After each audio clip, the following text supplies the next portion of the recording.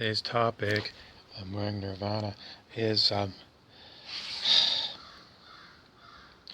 difficult it is to find people who are interested in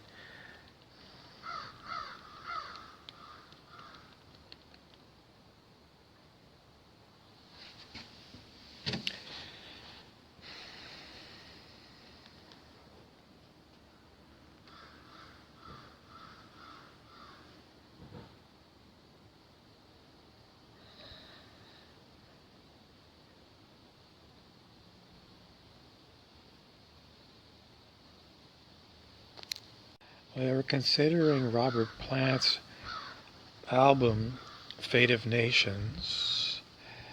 And if you don't know who Robert Plant is, then you're probably too young, but lead singer of Led Zeppelin. And on Fate of Nations, the song we like the best is 29 Palms, a story about a town in Southern California in the desert. I've never been there. I would love to go through, maybe with a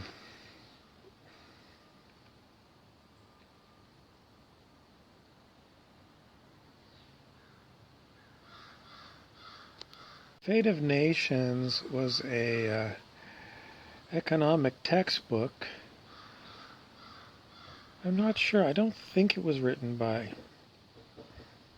But anyway, Fate of Nations is basically having to do with good economic policy in your country. What's good economic policy in your country? Well, rather than looking at the theory and saying this sounds good, why not look at the history of countries that tried different economic policies and see what happened? And then you have to figure out, well, who benefited and who lost under these policies? Because if you've got a country, did the people thrive under this policy? In other words, did they get richness? Did they get money rich in their bank accounts, or did their country become more beautiful? Because some people say getting money in your bank account is all that matters, and then the Greens say you're an idiot. You've turned your country into a desolate wasteland.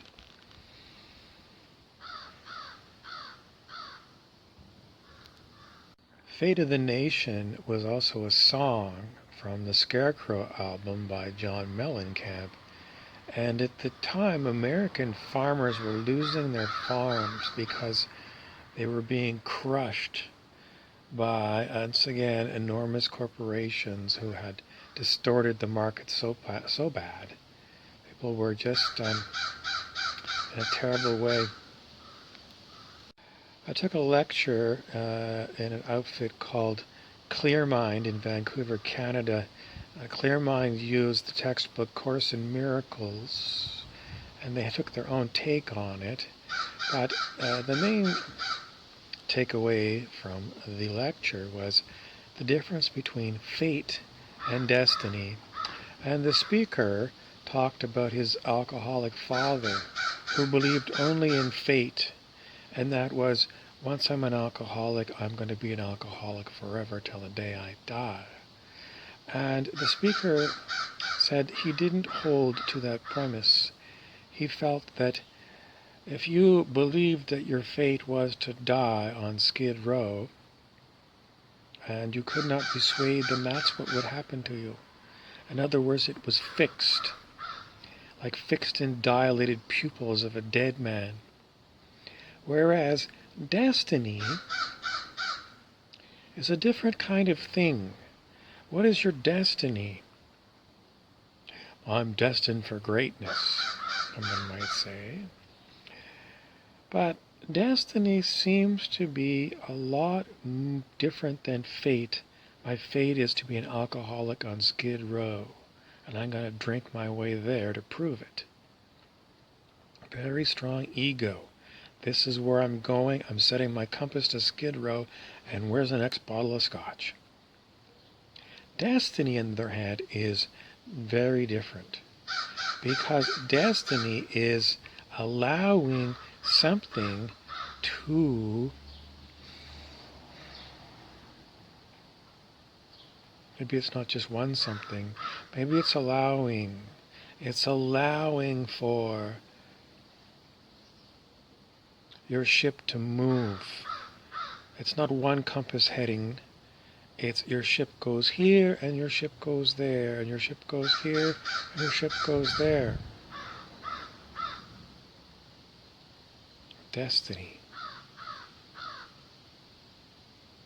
And maybe in the end, the mythology of what you've done in your life is the greatness of your destiny.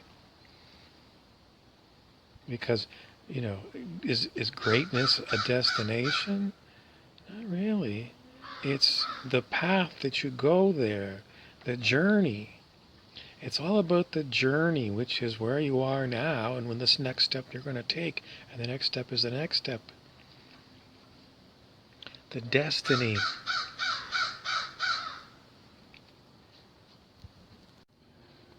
This is a deep purple known as a violet. Deep purple has certain significances. The crown chakra, the top of your head. Deep Purple is a famous, strange band. I was going to say heavy, but yes, I suppose they're heavy in a way.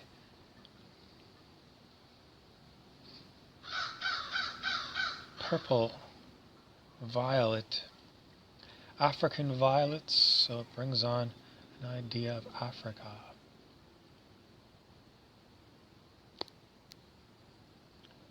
Violet, the violet flame of Saint Germain.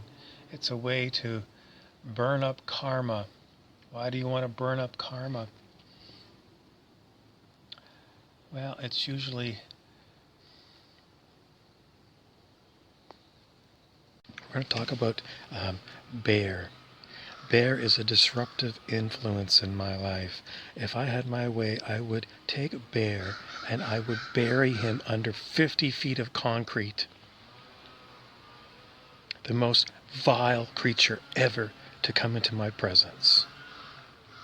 And he loves the fact that he's the most vile. He's going to mark it down, most vile. And he always wants a nevertheless. There's no nevertheless. These kind of creatures... I'm listening to a lecture on music by Robert Plant, Led Zeppelin. And every 2 minutes, Bear is not interested in the lecture. And do you think he would fuck off somewhere and go buy himself some supper or something? No, he lives to torture me. Why? That's just it. Why? It's because he has a vile personality. How do you clear out low vibrational entities like Bear? The universe keeps bringing Bear back to me. Someone's got to be blamed for doing it. The universe sets up synchronicities and the universe brings Bear. The universe is a nasty creature. Look at the beauty of these flowers in this universe. And then, have you ever met a bear? Someone who won't give you a moment's peace? He says a child, he's not a child, he's a 10,000-year-old demon. A 10,000-year-old demon, and he loves being a demon. I'm looking for Sean Connery as the Highlander to come around with a sword to cut this demon's balls off. I was going to say head, but they changed it, the muse.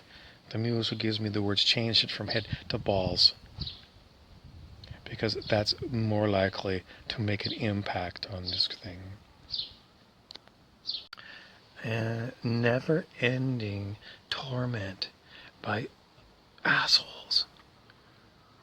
Stuart Wilde once said that the planet Earth was full of assholes that would never change. And he looked around and he saw all of this beautiful greenery and these beautiful flowers.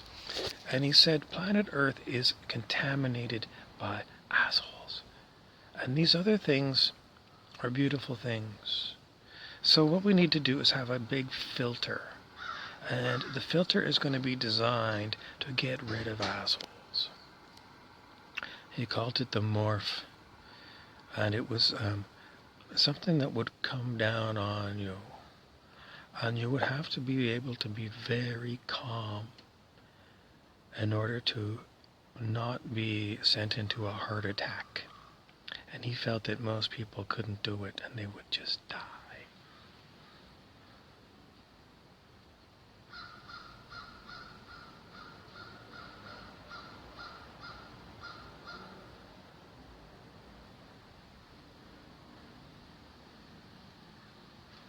You see, Bear wouldn't make it. That was Bear that was herky-jerkying the body. He couldn't make it because he can't sit still.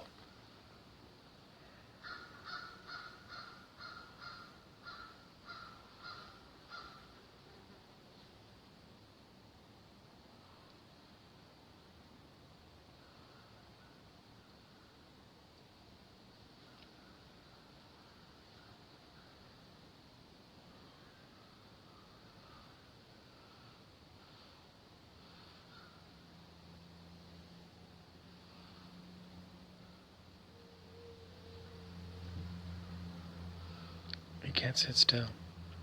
He can't sit still. And he'd push everybody off of a bridge because he's a nasty creature. How do you get rid of this one? The morph.